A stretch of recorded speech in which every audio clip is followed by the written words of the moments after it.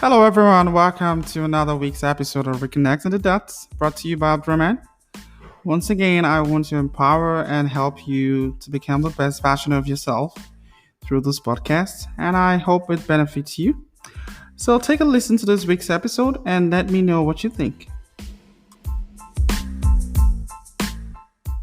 Okay, welcome again back on the show, and welcome back to Connecting the Dots. This is the episode 3, and it's good to have you back, Mr. Michael. Yeah, it's a blessing to be back with you once again. Yes. To be part of this podcast and this journey that we're on together. Thanks for having me. You're welcome. You're welcome. And before we proceed, I just wanted to do like a brief introduction about yourself, so like the listeners out there can actually, get to know who you are, and then we can proceed. Yeah, that's no problem. My name is Michael Elliott, and I consider myself to be a servant. I always like to make sure that I say that because that's the way I look at myself. Right. Whatever opportunities that God has blessed me with, I see it as I'm a conduit of God's blessings to others. So I thank God for the opportunity and to be here with you. I hear from the grapevine that there's a very interesting topic that you want to talk about today. That's right. Absolutely. Absolutely. And in fact, I also want to use this video again to thank all the listeners out there who are joining us today on this episode. And I also want to give thanks to God for keeping us all from last week to this week, and it's indeed a blessing. So the topic we're going to be talking about today, it's called the evolution of man in marriage. Oh wow! Yes. So that's an interesting topic. Yes, it is. It is an interesting topic, and first and foremost, before I actually delve into the conversation about that, I got to, read. I read through your write up, which you had posted some time back, and it was quite intriguing. A lot of things was actually, I saw a lot of things. I read about so many things. It was really good. That's good. Yes. So evolution of man in marriage. So, Mr. Mayo, can you tell us what marriage is, and what's the role of a man in a marriage? Well, I mean, obviously, we have to go back to the person that authored and designed the institution of marriage, which is God. Absolutely. Okay, so we cannot get our principles or our theology about marriage from another source, because God is the one that created and designed marriage. And that's right. He designed marriage to be between a man and a woman. That's it. And the whole purpose of marriage is so that man and woman can commune together, in a loving environment, right, become one together, and right, out of that produce offsprings that's going to populate the earth that God has created. And that's the essence of marriage, and it has to be done based on the divinely inspired presence of God in that union. There's no other way to look at marriage. But there's a lot of outcomes that that's elicited out of marriage. Loving atmosphere, caring, nurturing, producing God-fearing offsprings, and living a life that is sanctioned and controlled by God. That's right. So that's the essence of marriage. And if we do that, we spread that joy, we spread that gift to the rest of the world. Absolutely. And that's the definition of marriage. Right. Absolutely. Absolutely. Yeah. Yeah. In essence, marriage is actually a covenant. And marriage is a blessing from God because Hmm. and of course, today a lot of people go into marriage for so many, several reasons, Hmm. and but the authored reason and the most um, known reason for marriage of a covenant is because God has blessed. It's a blessing from God, and between a Absolutely. man and a woman. So Absolutely. how would you uh, so what's maturity in the marriage?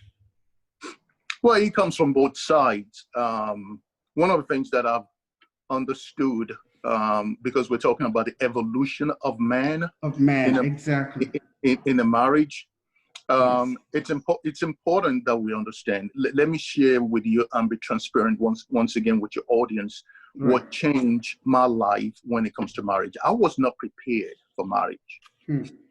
As a young man that's about to make that transition, because we have to understand marriage is a rite of passage. Hmm. It means that you live in you've identified with a group of people, singles, for a long time, and you're about to make a transition to join another group of people that are married, couples, Hmm. and that's a big transition, and it's important. It's like a graduation from one dimension when it comes to your education to a university. You live in high school, you want to get into university, you have to have the right credentials and qualifications to be able to perform well in That's this new right. dimension. Right. Unfortunately, what we see when it comes to marriage is, especially I'm going to speak for men, nobody prepares us for marriage. Hmm. It's different from a young lady. You have to understand that women have always been prepared. For marriage. It's a natural progression for women because a young girl has been watching a mother and watching how a mother deals with conflict resolution, Hmm. how a mother deals with nurturing her husband, her father. She's watching all of this throughout her entire life. She's watching the wisdom our mother is dealing with her friends, faith in God, all of this. And it's a lot easier for women to make that transition. For Right. men, you have to understand that majority of families don't even have role models in their families. The father is not at home, Hmm. So for boys, it's a little bit different. I was blessed to have a God-fearing father in my life that was a pastor of a church. So everything that he did in accordance to the things of God, to the principles of God, to the influence of God. So Right. I watched my father, the way he treated his entire family. Family. So I was able to you know um, emulate everything that he has done because I saw that in him. However, at the same time, I didn't have a conversation with nobody telling me that these are the things that you have to do when you get into marriage. These are the things you Wow. have to do. So that was missing. You know, Wow. so I went into the marriage with an erroneous, preconceived notion, Notions. and a false proclivity, thinking that okay, marriage is about me, and she comes into my life and she has to do what I tell her to do. Okay, Interesting. that was my understanding of what marriage is. Well, Marriage. guess what? It didn't take long for me to understand that okay, it's not going to work out that way. Hmm. You know, it didn't take long because I came into this dimension and I started having all these back and forth with my wife. And here's the Right. thing that I've come to understand after all these years: she has always been right. Hmm. From from day one, my wife has always been right about every single conversation, about every single topic. But obviously, because I didn't know what I was doing, because pride and arrogance blinded me to the truth of what I had in front of me. Hmm. So these are the things that we have to talk about. You That's know, we yes. we we have to share all these examples so that people can learn. Um, that from a man perspective is a little bit different from a That's woman right. perspective. That's right. That's a very interesting journey you just shared with us here right now, and this actually just struck my mind about a a conversation I had with a friend recently. So she actually posted on her Instagram about millennial dating. Mm, There's some issues with millennial dating and all that. And then I mm, responded to her saying, "Hey, look, you know what? Well, maybe the millennials need to take some lesson or need to hmm. learn from the past generation." So I put it Right. into that those who were born in the 80s versus those who were born in the 90s, it's a totally different generation. Absolutely. And those generations have seen different things at different times. A lot of things have evolved, things have happened differently. Now, millennials of today, because those generations too, they were millennials of that time. So Mm, millennials of today, there's so much. I'll use the word facade. Facade mm, is a word like it means different kind of social issues, problems, and all that. So there's a kind of so much problems out there and all that where some people are probably dating for XYZ reason, things are right. happening so much. The rate of divorce is high. Too many things are going on right and left and all that. So, Mr. Island, I want you to tell us because see the experiences of yours which you just shared right now, it's quite intriguing and I must say that. So how will the man then, because from all indication, a man is like a pillar, Mm, a man is like a pillar that has to, navigate that marriage journey.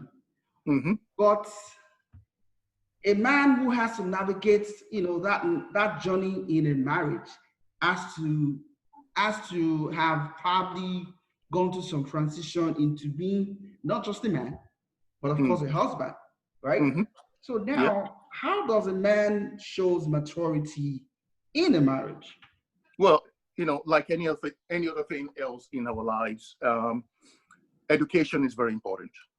Right. I say that to express this, that what changed my life and what changed my marriage is when God revealed himself to me, and not only revealed himself to me about my marriage and started teaching me about my marriage, Hmm. but God said I should study the word father. Hmm. That when I truly know the meaning of the word father, that it changes the way I see my marriage. So let me explain what I mean. Right. The word father in Hebrew, the Hebrew word means pater. Hmm. And the definition of pater means a source and sustenance. So when we look at everything in life from a godly perspective, when God created Adam, Adam was by himself. Right. And he had a relationship with God, first and foremost. Out of that relationship came a job for Adam. God said, "This is the place where you live, which is the Garden of Eden, and I want you to cultivate and protect this place where you live in." Living. So he had a relationship with God first, and he had a job. And Right. Adam was self-sustaining. Okay. Right. And out of that, God said it's not good for the man to be alone. So I'm going to create someone that's going to support him. That statement changed my life. That God saw that I'm not good alone by myself as a man. Right. And out of necessity, he created my wife to be my support system. Hmm. You see, I have to, every day I look at my wife that I cannot survive without her. I look at her from God's perspective, that I cannot live without my wife. I cannot survive without my wife. I need my wife, just like God needed her to be part of my life. Hmm.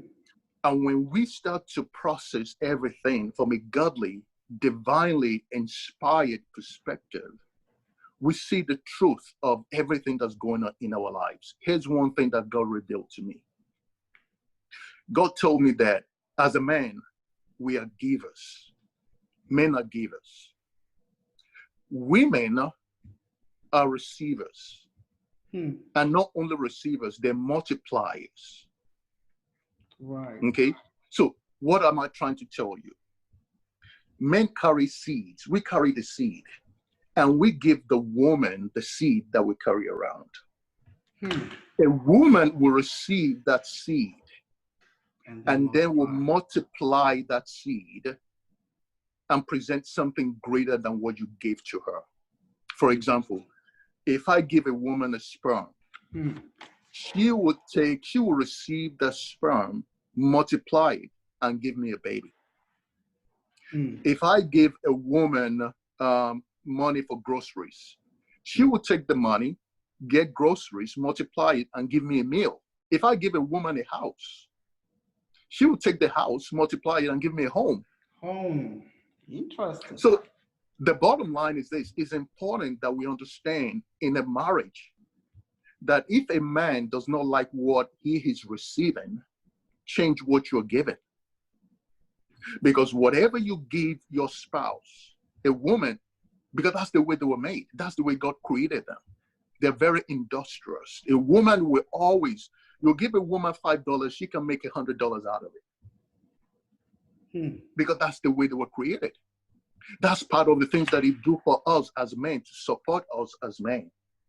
And when that principle was established and crystallized in my mind, the way I looked at my wife completely changed from that day. So I look at my wife and I approach her with humility all the time, because now I understand a divinely anointed position in my life that I cannot survive without her. And that was it. My marriage changed after that, because I had to take a lesser position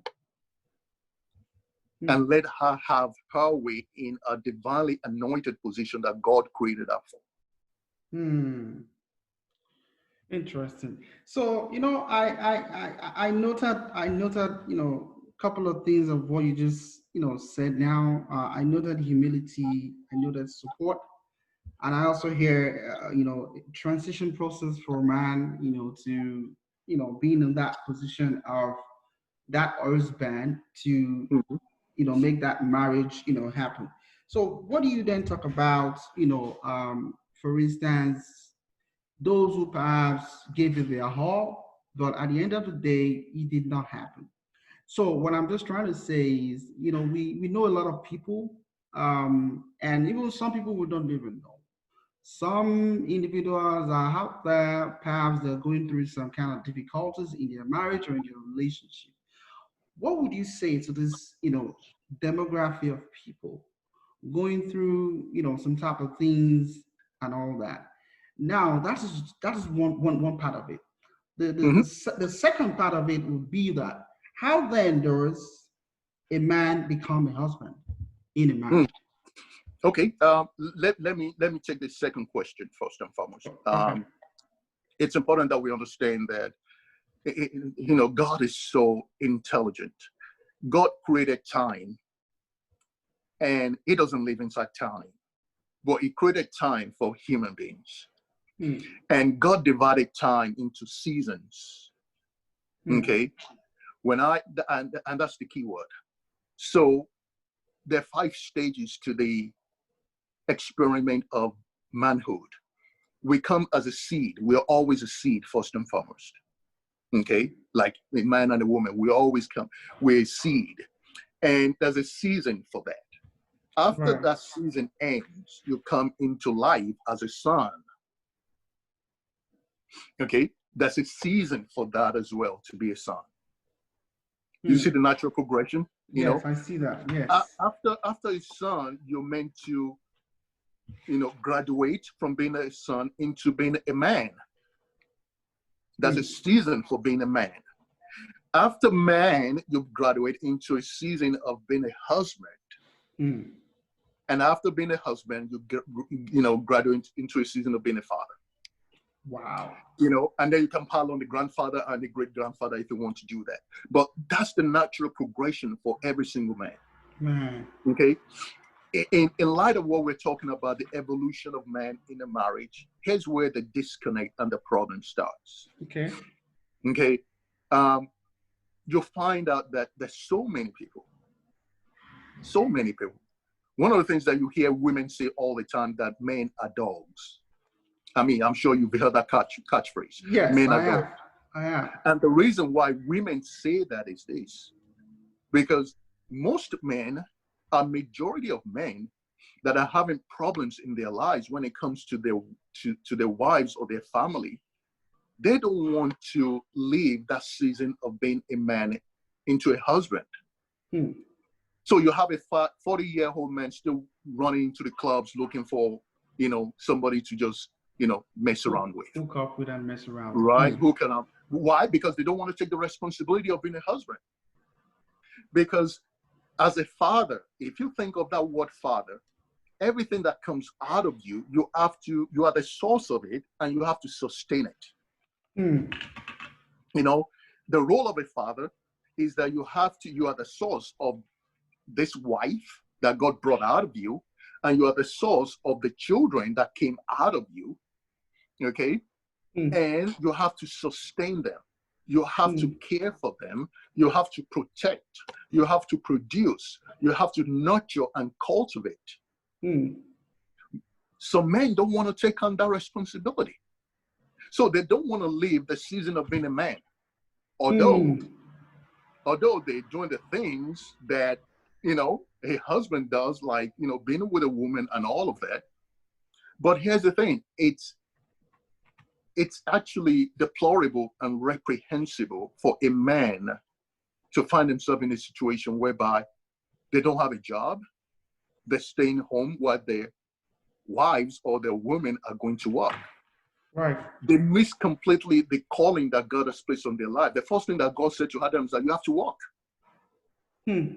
A job is absolutely important to God when it comes to the calling on the life of a man, because it's the man that's going to cultivate the family. It's the man that's going to produce and protect the family. Okay? So we fail to understand this progression. But when you get stuck in being in the season of a man, a season that's meant to last maybe like 10 years, and then you move into being a husband and start taking care of your business, taking care of your wife and your children, but you don't want to take that responsibility. You want to stay home and you want people to take care of you. And that's where the disconnect is. And we have to retrain our minds, retrain ourselves, expose all this wisdom and understanding, and teach people that, okay, you can't stay in that season of being a man forever. You have to mature, you have to grow, you have to be responsible, and you have to take care of your wife and your children. Absolutely. So, yeah, I think there's one more question, like the other question I also, you're talking about the ones that are actually struggling in their relationship. Exactly. Yeah, and it comes down to this foundational principle, this truth. Obviously, there could be so many different reasons where things happen, but when you slice and dice and you do your research, into the dysfunctionalities that's happening in the relationship. Yes. When I sit down with young men, I always address the man. I'm always going to address the man. And I'm always going to let the man know that, okay, this is your role. Okay?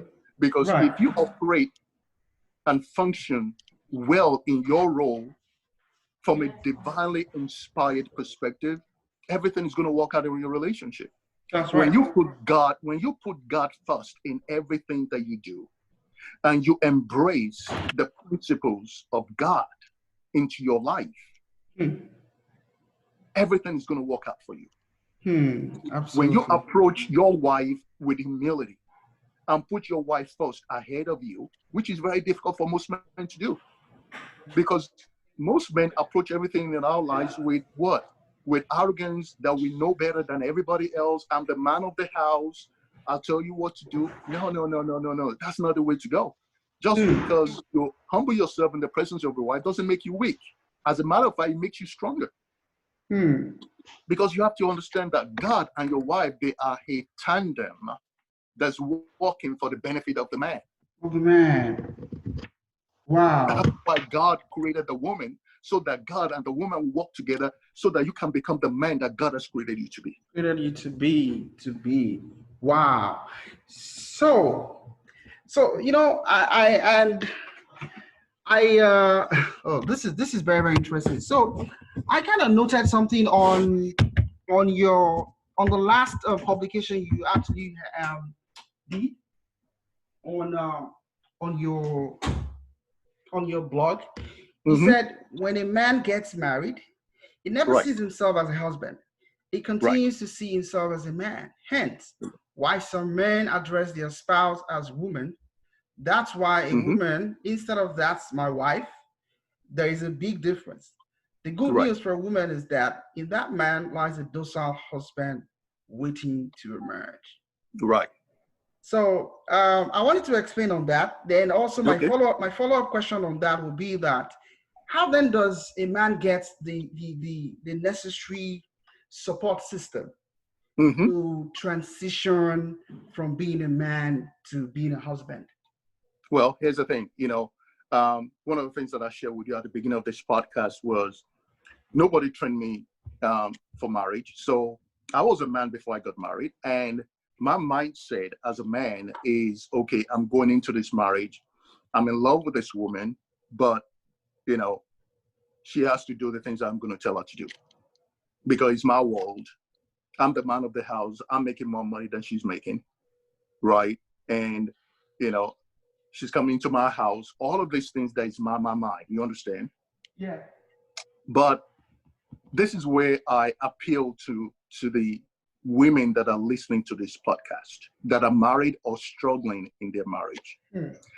I plead to them to be patient in this season, in that season of immaturity in their husband.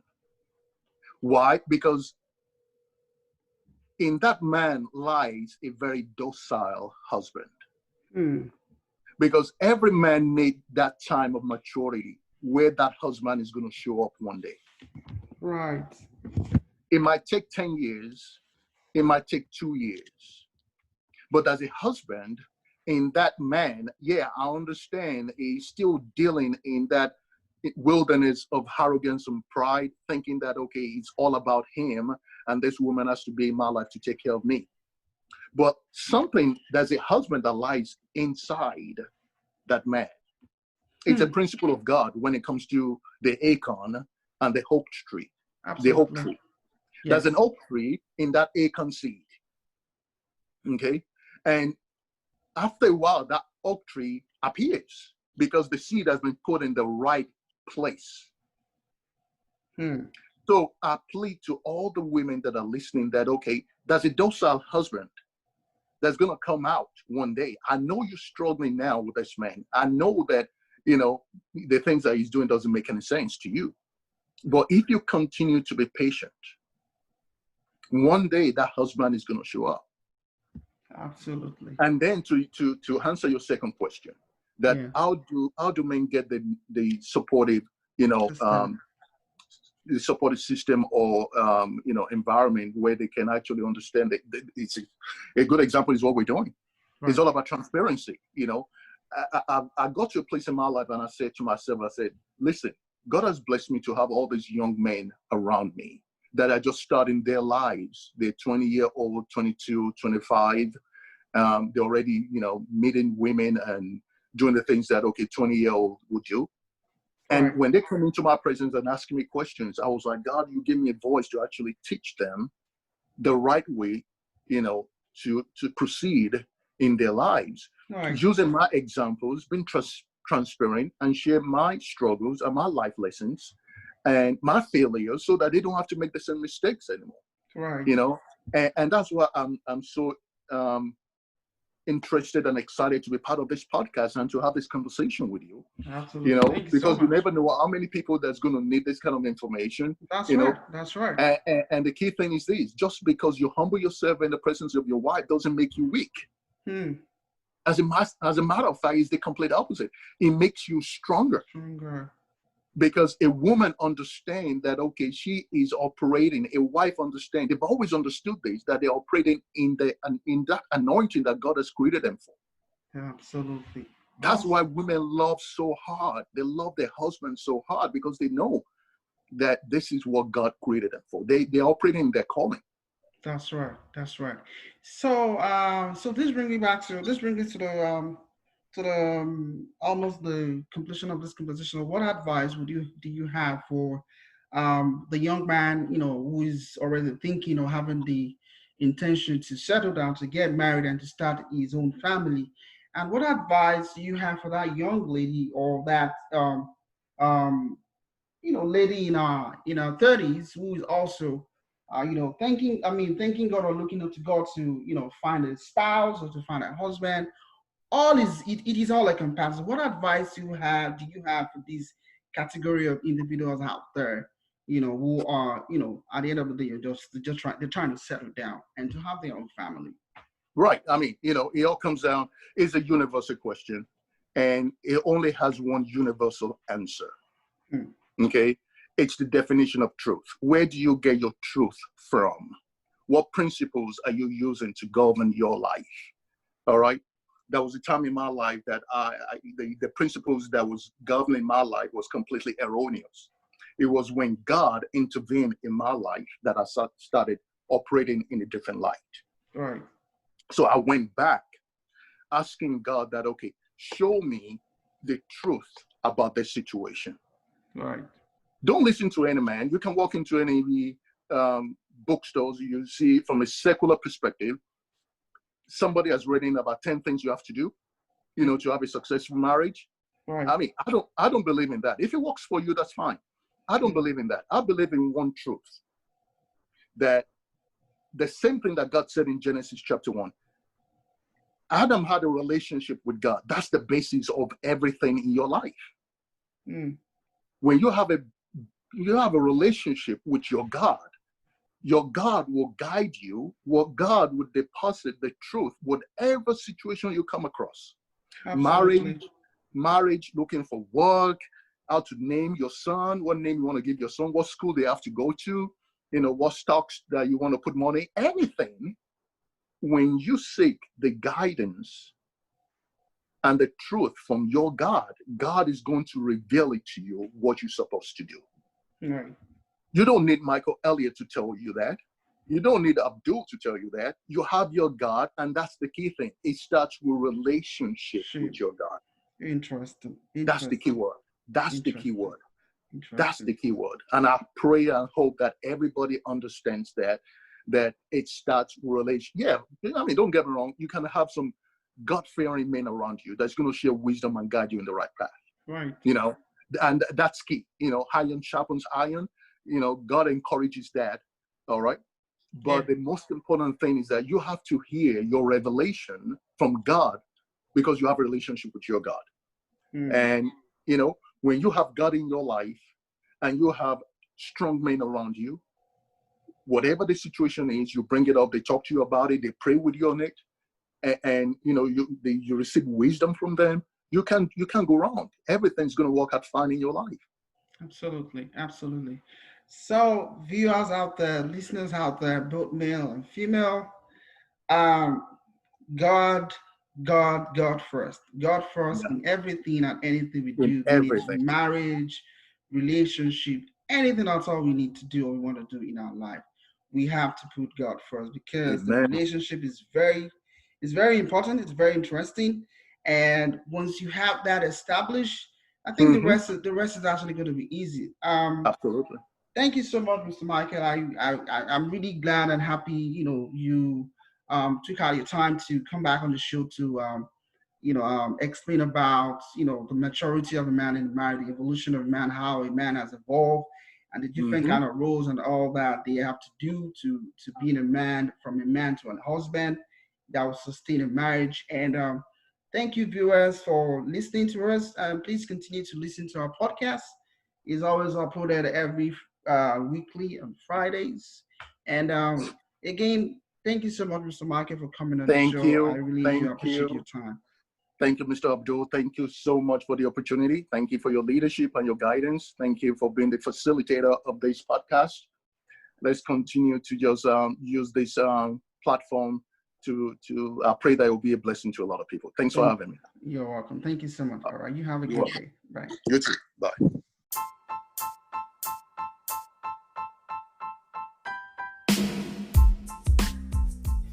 You have just listened to the Reconnecting the Dots podcast with your host, Abdurrahman. Don't forget to subscribe to our podcast on iTunes or Google Play. And thank you for listening, and see you all next week. Bye-bye.